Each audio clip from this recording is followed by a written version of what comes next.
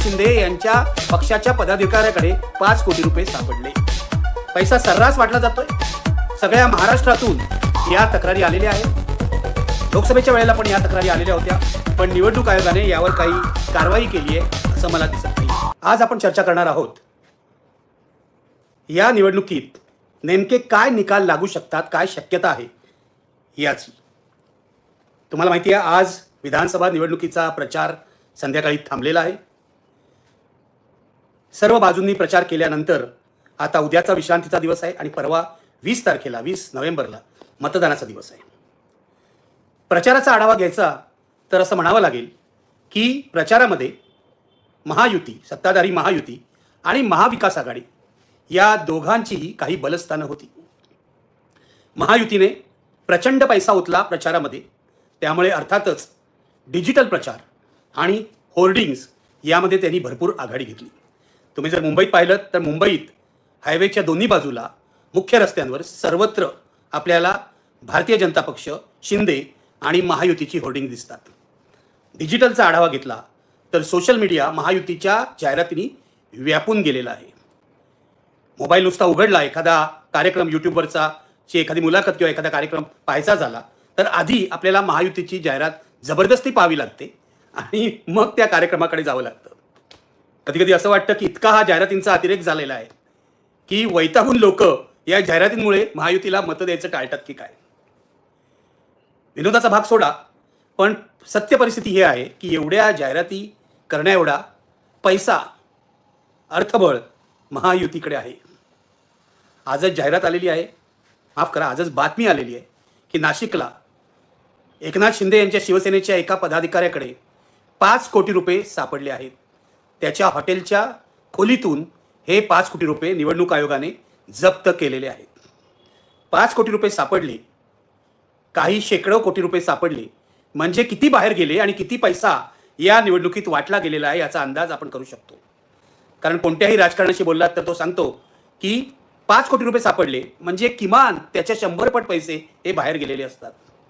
आश्चर्य या गोष्टीचं वाटतं की उद्धव ठाकरे यांच्या बॅगा दोनदा तपासल्या. अगदी त्यानंतर नाटक करायला अजित पवार, एकनाथ शिंदे, सुप्रिया सुळे यांच्याही बॅगा तपासल्या. मग पैसा वाटला जात असताना निवडणूक आयोग कुठे असतो? त्याला झोप लागलेली असते काय? कारण पैसा वाटताना काही लोकांना पकडलं असं फारच क्वचित होतं. म्हणून ही नाशिकची बातमी महत्त्वाची आहे की एकनाथ शिंदे यांच्या पक्षाच्या पदाधिकाऱ्याकडे 5 कोटी रुपये सापडले. पैसा सर्रास वाटला जातोय. सगळ्या महाराष्ट्रातून या तक्रारी आलेल्या आहेत. लोकसभेच्या वेळेला पण या तक्रारी आलेल्या होत्या, पण निवडणूक आयोगाने यावर काही कारवाई केली आहे असं मला दिसत नाहीये. असो, महायुतीने प्रभाव टाकलाय डिजिटल ॲडव्हर्टायझिंगमध्ये, तुम्हाला सांगितलं. महाविकास आघाडीने मैदानावरच्या प्रचारात मात्र आघाडी घेतलेली आहे. जाहीर सभा असेल, मेळावे असतील, मिरवणुका असतील, यामध्ये महाविकास आघाडीने प्रचंड अशी झेप घेतलेली आहे. उद्धव ठाकरे असोत, शरद पवार असोत, राहुल गांधी असोत, प्रियांका गांधी असो, यांच्या सभांना आणि रोड शोजना अक्षरशः तुफान गर्दी झालेली आहे. 2 दिवसापूर्वी प्रियांका गांधींची सभा ही कोल्हापुरात झाली. त्यापाठोपाठ त्यांचा रोड शो हा नागपूरमध्ये झाला आणि गडचिरोलीलाही सभा झाली. या सर्व कार्यक्रमांना लोक अक्षरशः लोटले होते. जनसागर लोटला होता असं म्हटलं तर चुकीचं ठरणार नाही. त्या तुलनेत नरेंद्र मोदी आणि अमित शहा यांच्या सभांना भाडोत्री गर्दी आणली आहे की काय असं वाटण्यासारखी परिस्थिती आहे.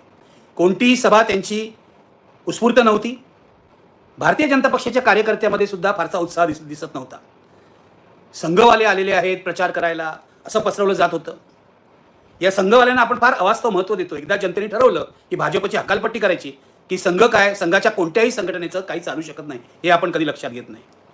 संघाचं जे थोटाण पसरवलेलं आहे ते बहुतेक वेळेला मीडियानेच पसरवलेलं आहे की संघवाले उतरलेत प्रचारात, म्हणजे भाजप हरतं तेव्हा संघवाले झोपतात काय घरी. हे नॅरेटिव्ह संघाच्याच भाषेत पसरवलं जातं संघाचं महत्त्व वाढवण्यासाठी, हे लक्षात घ्या. त्यामुळे संघ जरी प्रचारात उतरला तरी भाजपच्या कार्यकर्त्यांमध्ये उत्साह निर्माण करू शकलेला नाही आहे. त्या तुलनेत महाविकास आघाडीचा प्रचार हा जोरदार झालेला आहे. पैसे नसल्यामुळे मी महाविकास आघाडीच्या एका नेत्याला विचारलं की ते मोबाईलवर एवढ्या जाहिराती येत आहेत महायुतीच्या, तुम्ही का करत का नाही काही? तर त्यांनी मला असं सांगितलं, खरं खोटं मला माहीत नाही, की भाजपने आणि महायुतीने सर्व जाहिराती अधिक पैसे देऊन ब्लॉक करून टाकलेल्या आहेत. पैसे हा महत्त्वाचा फॅक्टर आहे, पण मला अशी खात्री आहे की लोकांना जर परिवर्तन घडवायचं असेल तर लोक या अर्थबळाला किंचितही किंमत देत नाहीत.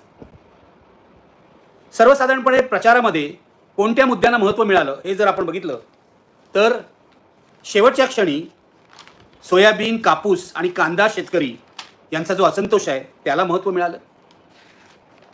गद्दारीचा मुद्दा यावेळी चालणार नाही असं म्हटलं जात होतं, पण गद्दारीचा मुद्दा उद्धव ठाकरेंच्या भाषणांमुळे प्रचारात आला, महत्त्वाचा बनला. अगदी शरद पवार यांनी सुद्धा दिलीप वळसे पाटलांच्या विरोधात सभा घेतली तेव्हा त्यांचा उल्लेख गद्दार म्हणून केला. महाराष्ट्रातले उद्योग गुजरातला पळवून नेले जात आहेत हा मुद्दाही महत्त्वाचा ठरला. शिवाजी महाराजांच्या पुतळ्याबाबत झालेला भ्रष्टाचार आणि एकूणच महायुतीची भ्रष्टाचाराची प्रकरणं ही सुद्धा महत्त्वाची ठरली. महायुतीच्या दृष्टीने लाडकी बहीण योजना आणि त्यांनी शेतकऱ्यांना दिलेल्या सवलती या महत्त्वाच्या ठरल्या, पण महाविकास आघाडीने लाडक्या बहिणी योजनेत 1,500ला 3,000 रुपयांनी उत्तर देऊन त्यांच्यावर मात करायचा प्रयत्न केला. तो किती यशस्वी झाला हे आपल्याला प्रत्यक्ष मतदानानंतर कळेल. शेवटी कोणताच मुद्दा न चालल्यामुळे भारतीय जनता पक्षाने उत्तर प्रदेशचे मुख्यमंत्री आदित्यनाथांना महाराष्ट्रात आणलं आणि बटेंगे तो कटेंगे हा मुद्दा चालवायचा प्रयत्न केला. हा मुद्दा आपल्याला उलटेल असं लक्षात आल्यावर भाजप नेत्यांनी त्याला विरोध करायला सुरुवात केली. मोदींनीही तो वापरला नाही आणि एक आहे तो सेफ आहे ही नवी घोषणा दिली. आता हे जे धार्मिक ध्रुवीकरण करण्याचा प्रयत्न भाजपने केला याचं एकमेव कारण आहे की भाजपला दुसरा कोणताही आधार वाटला नाही. याचा अर्थ असा भाजपला पराभवाची भीती वाटते. सगळ्यात महत्त्वाची गोष्ट म्हणजे नरेंद्र मोदी 14 तारखेनंतर परदेश दौऱ्यावर गेले आणि गेले 2 दिवस मोदी शाही प्रचारातून गायब झाले. माफ करा, अमित शाही प्रचारातून गायब झाले. म्हणजे मोदी आणि अमित शाह दोघंही शेवटचे 4 दिवस प्रचारात नव्हते असं म्हटलं तर चुकीचं ठरणार नाही. मित्रो, अमित शाह का गेले परत दिल्लीला याचं खरं कारण अजून आपल्याला कळलं नाही. काही लोक सांगतायत नक्षलवाद्यांची भीती होती त्यांच्या जीवाला म्हणून गेले, किंवा मणिपूरमध्ये परिस्थिती बिघडली, गृहमंत्र्यांनी दिल्लीत आवश्यक आहे असणं म्हणून ते गेले. नेमकं काही कळलेलं नाही, पण अमित शाह आणि मोदी दोघंही प्रचारात नसल्यामुळे भारतीय जनता पक्षाच्या प्रचारावर निश्चितपणे परिणाम झाला. आणि याच काळामध्ये काँग्रेसने प्रचाराचा धुरळा उडवला. याच काळात प्रियांका गांधी शेवटचे 2-3 दिवस महाराष्ट्रात होत्या. मी म्हटल्याप्रमाणे त्यांनी विविध ठिकाणी सभा घेतल्या. राहुल गांधीही आले, त्यांनी आज पत्रकार परिषदही घेतली. महायुतीला कोंडीत पकडण्याचा प्रयत्न केला अदानीचा मुद्दा काढून. धारावीच्या निमित्ताने अदानीचा मुद्दा सुद्धा प्रचारात आला. एकूण हा असा प्रचार झाला. प्रचार काय फार अभिमानास्पद होता असं म्हणता येणार नाही, कारण बड्या नेत्यांनी, वरिष्ठ नेत्यांनी प्रचाराची पातळी पाळली असली तरी काही वेळा देवेंद्र फडणवीसांसह इतर नेत्यांचीही जीभ घसरली. दुसऱ्या पातळीच्या नेत्यांना तर काही धरबंधच नव्हता. ते विरोधकांविषयी काहीही बोलत होते. खरं तर आचारसंहिता असेल तर निवडणूक आयोगाने यांच्या जिभेला लगाम घालायला हवा, पण निवडणूक आयोग या बाबतीत दरवेळेला कच का खातो हे समजू शकत नाही. त्यामुळे दरवेळेला जी तक्रार असते ती यावेळी झाली की प्रचाराची पातळी खाली घसरली. दरवेळेला ती खाली घसरत जाते. एवढी ती घसरली आता की ती रसातळाला गेली असं म्हटलं तर वावगं ठरणार नाही. सोयाबीन शेतकरी नाराज आहेत असं म्हटल्यावर काल केंद्रीय शेती खात्याने त्यांना दिलासा देण्याचा प्रयत्न केला, पण निवडणूक होईपर्यंत तो दिलासा त्यांच्यापर्यंत पोहोचेल अशी शक्यता नाही. एकूण या प्रचाराच्या धुळ्यातून नेमकं काय दिसतंय हे तपासण्याचा माझा हा प्रयत्न आहे. काही नवे सर्वे आलेत ते मी तुम्हाला सांगणार आहे आणि मग या सगळ्या गोष्टींची चर्चा करणार आहे. एका सर्वेची चर्चा आपण काही दिवसांपूर्वी केली होती. तो सर्वे होता IANS आणि मॅट्रिज या संस्थांचा. यापैकी IANS ही संस्था अदानींची आहे, अदानींची गुंतवणूक त्यात आहे हे जाहीर झालेलं आहे. हे गुगलवर पण आहे, कंपनीच्या प्रोफाईलमध्ये आलेलं आहे की आता इथे अदानींनी नवी गुंतवणूक केली आहे. त्यामुळे तो सर्वे जर महायुती जिंकणार असं सांगणारा असेल तर मला आश्चर्य वाटणार नाही. म्हणूनच तो सर्वे मी विश्वासार्ह आहे असं मानत नाही. जसं आता अदानींनी NDTV विकत घेतला. प्रणवराव असताना NDTV हे एक विश्वासार्ह चॅनल होतं. आता ते अदानींचं चॅनल आहे, म्हणजे त्याच्यावर सहजासहजी विश्वास ठेवण्यासारखी परिस्थिती नाही. तसंच या सर्वेबाबत बोलता येईल. महायुती जिंकणार असं सांगणारा हा जो सर्वे आहे त्यावर सहजासहजी विश्वास तुम्ही ठेवू नका, मी ठेवत नाही. कारण तर कोणत्या सर्वेवर सहजासहजी विश्वास ठेवू नका. यापुढेही सांगतोय 20 तारखेला जे एक्झिट पोल येईल त्यावरही विश्वास ठेवू नका. थोडंसं संशयानेच त्यांच्याकडे पहा. याचं कारण आजपर्यंत एक्झिट पोल गेल्या 2 निवडणुकात, लोकसभेच्या निवडणुकात आणि हरियाणाच्या निवडणुकात साफ चुकलेले आहेत. त्यामुळे हे सर्वे येतात, एक्झिट पोल येतात, आपण त्याकडे संशयाने बघावं आणि प्रत्यक्ष मैदानातील परिस्थिती काय आहे हे तपासावं. हे जे नवे सर्वे आले आहेत त्यापैकी एक सर्वे आहे, पहिला सर्वे आहे लोकपोल या संस्थेचा. हरियाणाच्या निवडणुकीत त्यांनी सर्वे केला होता, तो चुकला होता. यावेळेला काय होतं बघूया, कारण कर्नाटकाच्या निवडणुकीत त्यांचा सर्वे बरोबर आला होता. लोकपोल असं म्हणतं की महाविकास आघाडीला महाराष्ट्राच्या निवडणुकीत बहुमत मिळेल. ते असं दाखवतायत 151 ते 162 जागा महाविकास आघाडीला मिळतील. लक्षात घ्या, महाविकास आघाडीला 151 ते 162 जागा, महायुतीला 115 ते 128 जागा, म्हणजे अटीतटीची निवडणूक आहे, आणि इतरांना 5 ते 14 जागा. महाराष्ट्राच्या निवडणुकीत एवढे अपक्ष आणि बंडखोर उभे आहेत की सगळ्यांची अशी अपेक्षा आहे की मोठ्या प्रमाणावर 25हून जास्त अपक्ष बंडखोर निवडून येतील. पण या सर्वेमध्ये बंडखोरांचा प्रभाव एवढा दिसत नाहीये. हाच एक मुद्दा मला जरा बुचकळ्यात पाडतो किंवा संशयास्पद वाटतो की एकूण एक पत्रकारे म्हणतायत की लोकल प्रश्न, स्थानिक प्रश्न आणि बंडखोर आणि अपक्ष यांचा मोठा परिणाम होईल आणि दोन्ही बाजू थोड्या थोड्या प्रमाणावर डॅमेज होतील. पण हा सर्वे असं सांगतोय की महाविकास आघाडीला 151 ते 162 जागा म्हणजे स्पष्ट बहुमत मिळेल. मतांची टक्केवारी काय बघा, महाविकास आघाडीला 43 ते 46% मतं, महायुतीला 38 ते 40% मतं. जर 3 ते 6% फरक असेल दोन्ही आघाड्यांमध्ये तर हा मोठा फरक आहे असं म्हटलं पाहिजे. गेल्या वेळेला 2%चाच फरक होता. महायुतीला यांनी 115 ते 128 जागा दाखवलेल्या आहेत. म्हणजे लोकपोलच्या सर्वेनुसार महाविकास आघाडीला स्पष्ट बहुमत मिळणार आहे. आता दुसरा सर्वे आहे तो इलेक्टोरल एज या संस्थेचा आहे. ते महाविकास आघाडीला 157 जागा देत आहेत. बघा, लोकपोल जागा देत आहेत ते 151 ते 162 आहे, म्हणजे त्याचा मध्यबिंदू जर काढला तर साधारण तोच 156-57 येईल. इलेक्टोरल एज सुद्धा महाविकास आघाडीला 157 जागा देत आहेत आणि महायुतीला ते 117 जागा देत आहेत. लोकपोलच्या सर्वेमध्ये सुद्धा महायुतीला किती जागा दिल्यात आपण बघूया, त्या 115 ते 128 जागा देत आहेत. म्हणजे दोघांचाही अंदाज जवळजवळ सारखाच आहे, थोडासा फरक आहे. पण इलेक्टोरल एजच्या सर्वेमध्ये महाविकास आघाडीला 157 जागा आणि महायुतीला 117 जागा, म्हणजे इथे सुद्धा महाविकास आघाडीला स्पष्ट बहुमत मिळताना दिसत आहे. आता आपण वेगवेगळ्या पक्षांना किती जागा मिळतात ते बघूया. या इलेक्टोरल एजच्या सर्वेनुसार काँग्रेसला 68 जागा, शरद पवारांच्या राष्ट्रवादी काँग्रेसला 44 जागा, उद्धव ठाकरे यांच्या शिवसेनेला 41 जागा, समाजवादी पक्षाला 1 जागा, CPMला 1 जागा आणि शेतकरी कामगार पक्षाला 2 जागा. महायुतीमध्ये भाजपला 79 जागा, 79. भाजप हा सर्वाधिक जागा लढणारा पक्ष आहे या निवडणुकीमध्ये. भाजप 150 पेक्षा जास्त जागा लढतोय. शिंदेना 23 जागा, अजित पवारांच्या राष्ट्रवादी काँग्रेसला 14 जागा आणि छोट्या पक्षांना 1 जागा, इतरांना 14 जागा. बघा, लोकपोल आणि इलेक्टोरल एजच्या सर्वेमध्ये अपक्षांना फारसं महत्त्व देण्यात आलेलं नाही आहे. लोकपोलला सुद्धा 5 ते 14 अपक्ष दिसत आहेत आणि इथे सुद्धा इलेक्टोरल एजमध्ये सुद्धा 14 अपक्ष आहेत. म्हणजे आपला सगळ्यांचा जो अंदाज आहे अपक्ष आणि बंडखोर फार गडबड करतील तसा त्यांचा अंदाज दिसत नाही आहे, हे लक्षात घ्या. कदाचित जर जनतेने दुर्लक्ष केलं अपक्षांकडे किंवा बंडखोरांकडे तर हे होऊ शकतं, पण प्रत्यक्ष मतदान झाल्यानंतरच कळेल आपल्याला, आणि ते सुद्धा एक्झिटच्या वेळेला कळणार नाही. मी पुन्हा पुन्हा सांगते, ते प्रत्यक्ष निकालाच्या वेळेला कळेल. आणखीन एक सर्वे आहे आपल्याकडे, तो बघूया. तो दिव्य मराठीचा सर्वे आहे, दिव्य मराठी या वृत्तपत्राचा. त्यांचे आकडे मात्र वेगळे आहेत, अत्यंत वेगळे आहेत, लक्षात घ्या. त्यांनी महायुतीला 125 ते 145 जागा दिल्या आहेत, मध्यबिंदू 135 धरा. महायुतीलाही बहुमत मिळत नाही आहे आणि त्यांनी महाविकास आघाडीला 132 ते 155 जागा दिलेल्या आहेत. म्हणजे याचा मध्यबिंदू काय आहे तुम्ही काढू शकता. याचा मध्यबिंदू साधारणपणे 144-45 येईल.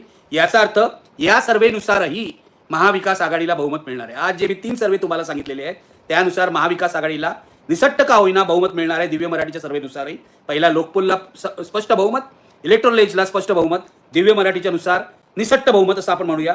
दिव्य मराठीच्या सर्वेमध्ये मात्र इतरांना 20 ते 25 जागा दिल्या, म्हणजे आपण म्हणत होतो अपक्षांचा प्रभाव राहील तो इथे दिसतोय. दिव्य मराठीच्या सर्वेमध्ये भाजपला 80 ते 90 जागा, शिवसेनेला शिंदेंच्या 30 ते 35 जागा आणि अजित पवारांच्या NCPला 15 ते 20 जागा आहेत. काँग्रेसला 52 ते 65 जागा, उद्धव ठाकरेंच्या शिवसेनेला 30 ते 35 जागा. इथे उद्धव ठाकरेंची शिवसेना आणि एकनाथ शिंदेची शिवसेना यांना समसमान जागा दाखवत आहेत, हे लक्षात घ्या. त्यानंतर शरद पवारांना 50 ते 55 जागा दाखवत आहेत. आता हे तिन्ही सर्वे बघितल्यावर हे लक्षात येईल, एक गोष्ट स्पष्ट आहे, महाराष्ट्रातली ही निवडणूक अत्यंत अभूतपूर्व आहे, कारण एवढे पक्ष महाराष्ट्राच्या निवडणुकीत आधी कधी नव्हते. 2 आघाड्यामध्ये म्हणजे एक महायुती आणि एक महाविकास आघाडीमध्ये मिळूनच 16 पक्ष आहेत. दुसरी गोष्ट, मला असं वाटतं, या सर्वेत एकाच सर्वेमध्ये त्याचं प्रतिबिंब दिसतंय, पण मला असं वाटतं स्थानिक प्रश्न, स्थानिक चढाओढ, स्थानिक राजकीय मतभेद हे या सर्वेमध्ये महत्त्वाची भूमिका बजावतील आणि अपक्ष आणि बंडखोर पाडापाडी करतील असं मला वाटतं. दिव्य मराठीच्या सर्वेमध्ये जे म्हणतायत 20 ते 25 अपक्ष बंडखोर येतील, हे खरं होऊ शकतं, पण त्यापेक्षा अपक्ष आणि बंडखोर किती लोकांना पाडतील हे खरं होऊ शकतं, हे लक्षात घ्या. म्हणजे हा आकडा महत्त्वाचा आहे. 1995च्या निवडणुकीप्रमाणे 40च्या वर बंडखोर येतात का? 45 ही संख्या होती त्यावेळेला अपक्ष आणि बंडखोरांची. तसं होतं का? तसं झालं तर दोन्हीही युती आणि आघाडीला दोघांनाही बहुमत मिळणार नाही. त्रिशंकू विधानसभा येईल आणि त्रिशंकू विधानसभा जर आली तर ॲडव्हान्टेज भाजप आहे हे लक्षात घ्या. याचं कारण सर्व तिन्ही सर्वेमध्ये भारतीय जनता पक्ष हा सगळ्यात मोठा पक्ष बनेल असं सांगितलं जात आहे. लोकपोलच्या सर्वेमध्ये तुम्ही जर बघितलं तर भाजपला सगळ्यात जास्त जागा त्यांनी दाखवलेल्या आहेत. त्यानंतर इलेक्ट्रोनिकच्या सर्वेमध्ये सुद्धा भाजपला सर्वात जास्त जागा म्हणजे 79 जागा दाखवलेल्या आहेत. आणि या सर्वेमध्ये दिव्य मराठीच्या सुद्धा भाजपला 80 ते 90 जागा दाखवलेल्या आहेत. भाजप 150हून जास्त जागा लढत आहे हे लक्षात घ्या. जर त्रिशंकू विधानसभा झाली तर राज्यपाल सर्वात मोठा पक्ष म्हणून भाजपला बोलवतील आणि मग भाजप जी काय तोडफोड करेल, मोडतोड करेल त्यावर महाराष्ट्राचं राजकारण अवलंबून राहील. अजित पवार कुठे जागा, जरी 20 जागा असतील, 15-20 जागा, तरी त्यांना महत्त्व येईल. मग 2-4 जागा मनसेला आल्या तरी त्यांना महत्त्व येईल. मग वंचितला जर 2-4 जागा मिळाल्या तर त्यांनाही महत्त्व येईल. प्रत्येक छोट्या पक्षाला, अपक्षांना, बंडखोरांना त्या परिस्थितीमध्ये महत्त्व येईल. पण या सर्वेच्या पलीकडे जाऊन मी तुम्हाला माझं असेसमेंट सांगतो. मी कोणताही आकडा देणार नाही या निवडणुकीमध्ये. तुम्हाला आठवत असेल तर लोकसभेच्या निवडणुकीमध्ये मी सांगितलं होतं मवियाला 24-25 जागा मिळतील. माझ्या अपेक्षेपेक्षा जास्त जागा त्यांना मिळाल्या, कारण जी मला वीक लिंक वाटत होती तो काँग्रेस पक्ष बळकट झाला आणि त्याने सगळ्यात जास्त जागा मिळवल्या मवियामध्ये. आणि मवियाच्या खासदारांची संख्या 30+1 अपक्ष, विशाल पाटील सांगलीचे, असं मिळून 31 झाली. यावेळेला मी कोणताही आकडा देणार नाही, पण मला असं वाटतं अटीतटीची झुंज आहे आणि मविया निसट्ट का होईना बहुमत गाठेल अशी मला आशा आहे. लक्षात घ्या, मी पहिल्यापासून जे सांगतोय, विदर्भामध्ये 62 जागा, इथे अजूनही काँग्रेस आघाडीवर आहे. इथे काही बदललं आहे का? तर अजूनही काँग्रेस आघाडीवर आहे, लक्षात घ्या. आणि यावेळेला प्रियांका गांधी आणि राहुल गांधींनी विदर्भासाठी खास वेळ दिला, त्याचा एक वेगळा परिणाम विदर्भातल्या आणि विशेषतः आदिवासी भागावर होऊ शकतो. त्यामुळे विदर्भामध्ये मला असं वाटतं महाविकास आघाडीला 35 ते 40 जागा मिळायला काहीच हरकत नाही. विदर्भामध्ये अनेक ठिकाणी उमेदवारांची गल्लत झालेली आहे, चुकीचे उमेदवार दिले असा आरोप काँग्रेसवाले उद्धव ठाकरेंच्या शिवसेनेवर करतायत, सेनावाले तसाच आरोप काँग्रेसवर करतायत. महाराष्ट्रामध्ये सर्वत्र हे घडलेलं आहे. यामुळे महाविकास आघाडीला जे काय डॅमेज होईल, जे काय त्यांचं नुकसान होईल ते तर त्यांना सहन करावंच लागेल.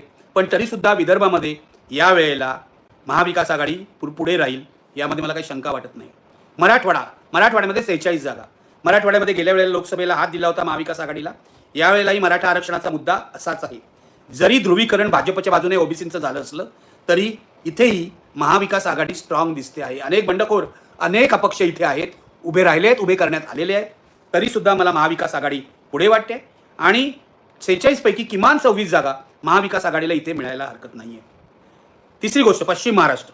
पश्चिम महाराष्ट्रामध्ये शरद पवार पुढे आहेत असं मी पहिल्यापासून सांगतोय. आजही शरद पवार पुढे आहे, पण सातारा वगैरे ठिकाणी 1-2 जिल्ह्यामध्ये महाविकास आघाडी थोडीशी कमजोर पडते असं दिसतंय. तरीसुद्धा अहमदनगर धरून जर पश्चिम महाराष्ट्राच्या 70 जागा धरल्या तर महाविकास आघाडीला 40 जागांवर आघाडी मिळायला, जिंकायला, 40 जागांवर विजय मिळायला हरकत नाही. लक्षात घ्या मी काय म्हणतोय, तुमच्या लक्षात येईल. विदर्भाच्या 62 जागा, त्यानंतर मराठवाड्याच्या 46 जागा, पश्चिम महाराष्ट्राच्या 70 जागा आहेत एकूण, म्हणजे 178 जागा होत आहेत. यापैकी विदर्भामध्ये महाविकास आघाडीला 40 जागा मिळाल्या, मराठवाड्यामध्ये 46 पैकी 26 जागा मिळाल्या, म्हणजे 40 + 20 60 66 जागा, आणि पश्चिम महाराष्ट्रात 70 पैकी 40 जागा मिळाल्या तर 106 जागा होतात. जर 178 पैकी 106 जागा महाविकास आघाडीला या 3 विभागातून येत असतील तर महाविकास आघाडीची घोडदौड होणार आहे, याविषयी माझ्या मनात काही शंका नाही. मी तुम्हाला एक सांगतो, माझा अंदाज चुकू शकतो, पण आज अनेक अनुभवी पत्रकारांशी बोलल्यावर, अनुभवी कार्यकर्त्यांशी बोलल्यावर, तटस्थ लोकांशी बोलल्यावर माझा अंदाज आहे लोकसभेपेक्षा काय फॅक्टर बदलले आहेत. लोकसभेसारखं झंझावाती वातावरण नाही आहे, लक्षात घ्या. पण दुसऱ्या बाजूला आपल्याला अपयशाची भीती वाटल्यामुळे भारतीय जनता पक्षाने कटेंगे बटेंगे वगैरे मुद्दे आणलेले आहेत, ज्याच्यामुळे धार्मिक एक पोलरायझेशन होईल, धार्मिक ध्रुवीकरण होईल. ते मुद्दे चाललेले नाहीत असं माझं म्हणणं आहे. महाराष्ट्राने त्याला भीक घातलेली नाही आहे. प्रत्यक्ष काय होत आहे हे आपल्याला मतदानाच्या वेळी कळेल. उरलेले 3 विभाग काय आहेत? एक कोकण आणि ठाणे, त्याच्यामध्ये 31 जागा आहेत. उत्तर महाराष्ट्र 35 जागा आणि मुंबईत 36 जागा. यापैकी कोकणामध्ये आणि ठाण्यामध्ये महायुतीची सरशी आहे, मी स्पष्टपणे सांगतो तुम्हाला. शिवसेनेला जे सावरायला पाहिजे होतं कोकणामध्ये तशी ती सावरली आहे का याच्याविषयी मला शंका आहे. म्हणजे उद्धव ठाकरेंची शिवसेना, तिथे अजूनही मला राणे आणि शिंदे यांची जी युती झालेली आहे नव्याने, त्याचा जोर दिसतोय, पैशाच्या राजकारणाचा जोर दिसतोय. कोकणी माणूस हा या पैशाच्या राजकारणाला भुलतोय असं लोकसभेला दिसलेलं आहे. मला माहीत नाही असं का होतंय. कोकणी माणसाचं मन काय आहे, मत काय आहे, त्याला महाराष्ट्राच्या अस्मितेशी काही देणं घेणं आहे की नाही, हे खरे प्रश्न आहेत. पण तिथे पैशाचा प्रभाव निश्चितपणे दिसतोय. महाराष्ट्राच्या इतर काही भागामुळे ठाणे जिल्ह्यात सुद्धा तो दिसतोय. तर या 2 विभागामध्ये ठाणे आणि कोकण म्हणजे इथे 31 जागा आहेत. तिथे महायुतीची सरशी मला दिसते. उत्तर महाराष्ट्रात अटीतटीची झुंज आहे, 35 जागा आहेत, पण अत्यंत अटीतटीची झुंज होईल. आणि मुंबईमध्ये मला असं वाटतं अटीतटीची झुंज होईल. अर्ध्या जागा जरी महाविकास आघाडीने मिळवल्या तरी उत्तर महाराष्ट्र आणि मुंबई मिळून महाविकास आघाडीला 35 ते 40 जागा मिळू शकतात. म्हणजे 106 जागा या विदर्भ, मराठवाडा आणि पश्चिम महाराष्ट्रातून आणि मुंबई आणि उत्तर महाराष्ट्रातून 35 ते 40 जागा, म्हणजे महाविकास आघाडी 145च्या पुढे सहजपणे जाते असं मला वाटतं. पुन्हा एकदा सांगतो, मी चुकू शकतो, माझा अंदाज चुकू शकतो. ह्या अनुभवावर आधारित अंदाज आहे, हा कोणताही सर्वे नाही. माझं असं म्हणणं आहे, कोणत्याही सर्वेवाल्यांपेक्षा अंदाज जो असतो अनुभवावर आधारित, मैदानात काय परिस्थिती आहे. आणि यावेळेला सोयाबीन शेतकऱ्याचा संताप जो आहे, त्यांचा असंतोष जो आहे, तो महायुतीला महागात पडणार आहे.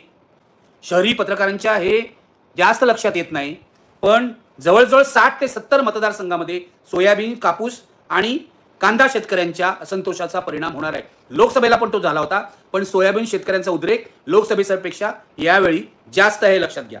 जर 60 ते 70 मतदारसंघामध्ये महायुतीला फटका बसणार असेल तर महायुती महाविकास आघाडीच्या पुढे जाणार, हे आपण कोणत्या आधारे म्हणतो? लॉजिक आहे, लॉजिक. मी लॉजिकप्रमाणे जाणार. मला असं वाटतं शेतकऱ्यांच्या असंतोषाचा फायदा महाविकास आघाडीला मिळणार आहे.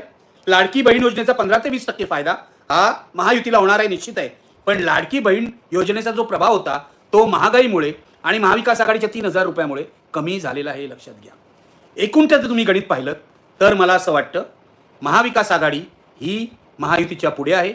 अपक्ष आणि बंडखोरांनी फार गडबड केली नाही तर महाविकास आघाडीला बहुमत मिळायला हरकत नाही असं मला वाटतं. ही माझी आशा आहे, हे माझा अनुभव सांगतोय. लोकसभेला सुद्धा असंच वाटलं होतं, पण माझ्या अपेक्षेपेक्षा जास्त यश महाविकास आघाडीला मिळालं. यावेळेला लोकसभेपेक्षा परिस्थिती वेगळी आहे, हे मीच तुम्हाला अनेक वेळा सांगितलेलं आहे. पण तरीसुद्धा महाविकास आघाडीला एकूण ॲडव्हान्टेज आहे, आघाडी आहे, हे कबूल करायला हरकत नाही. उद्या विश्रांतीचा दिवस आहे, मी येणार आहे. मी उद्या तुम्हाला महाराष्ट्रातल्या ज्या चुरशीच्या लढती आहेत त्यांचा आढावा घेऊन सांगणार आहे की चुरशीच्या लढतीत कोण जिंकतंय. म्हणजे बारामतीत कोण जिंकण्याची शक्यता आहे, बारामतीत अजित पवार पराभूत होऊ शकतात का, याविषयी उद्या चर्चा करणार आहे.